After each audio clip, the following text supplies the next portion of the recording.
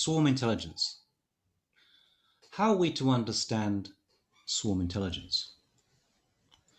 We can see swarm intelligence at work in many aspects of nature. We could see it at work in slime moles, we could see it at work in flocks of birds, we can see it at work in schools of fish. The important point is the phenomenon remains the same no matter what the agents involved are. This is, of course, a classic example of swarm intelligence, the flocking behavior of birds as they come in to roost at night, especially starlings. It looks, of course, exquisite, this aerial choreography, but what exactly is going on? It should be pointed out, first of all, that this is a form of bottom up behavior. It is not being controlled in a top down way. It is emerging. It is emerging out of the aggregation, the sum total of all the parts. The whole, in some senses, is greater than the sum of the parts. Also, it's important to recognize that it is based on very simple rules. Each individual bird is following a very simple set of instructions. Keep a certain distance from the birds on either side, keep a certain distance from the birds in front, but keep going in the same broad general direction at roughly the same speed. Out of individual variations, however, a certain form of differences emerges and the flock takes on a life of its own. Importantly, also, we should be aware that the birds themselves are unaware of this. They have no idea of what is happening in the flock itself. They are simply part of this behavior. Initially, it was thought that there were no particular birds who were leading it. There was no, as it were, captain wearing an armband, like in a soccer team who was leading the play. But it was thought initially that it was all based on individual agents operating completely remotely. But more recent research has been suggesting that there are a few individual birds that tend to be calling the tune in this flocking behavior.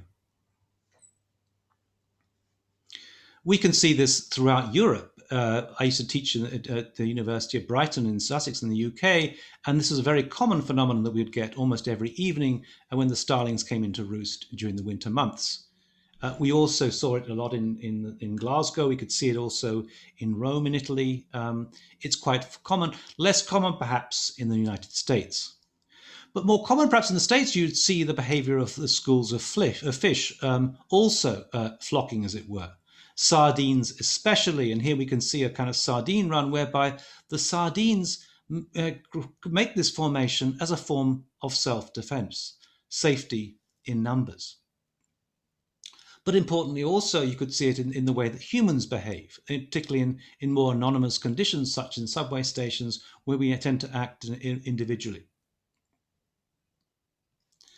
The discourse of swarm intelligence in terms of books started off with a book published in 1999 by three scientists from the Santa Fe Institute in New Mexico. Eric Bonobo, Marco Dorigo, Guy Terrales came together to write a book called Swarm Intelligence from Natural to Artificial Systems. This was a fantastic book in many ways, but it was written in a very scientific manner. It's not so easy to digest. Then Stephen Johnson, a popular science writer, came along and produced Emergence, The Connected Lives of Ants, Brains, Cities and Software. This became a bestseller. This was published, in fact, on the very day of 9/11, and Stephen Johnson himself lives in New York. The important aspect of this book is not the title so much, although the title is itself important, the notion of emergence, how certain behaviors emerge, but the subtitle, The Connected Lives of Ants, Brains, Cities and Software. The point being that no matter how incommensurable the agents involved, all of these are multi-agent systems. Ants behave in a multi-agent system operation, as do birds, as do fish. Likewise, brains are composed of neurons, cities are composed of people, and software is likewise composed of neurons. Despite the differences in the individual agents involved, the overall behavior is very similar.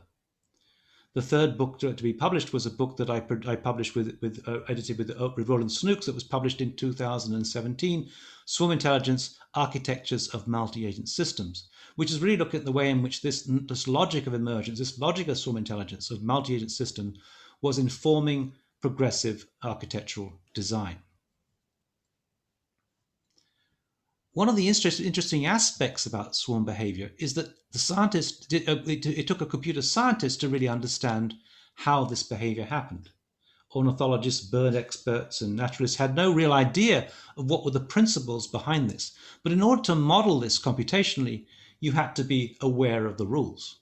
And Craig Reynolds, as it were, reversed engineered this process so as to kind of be able to be able to inform the world of ornithologists and bird experts of how the flocking behavior happened. In the context of AI, of course, we could see that the similar aspects similar approach can be taken. We can discover something about human intelligence by understanding artificial intelligence.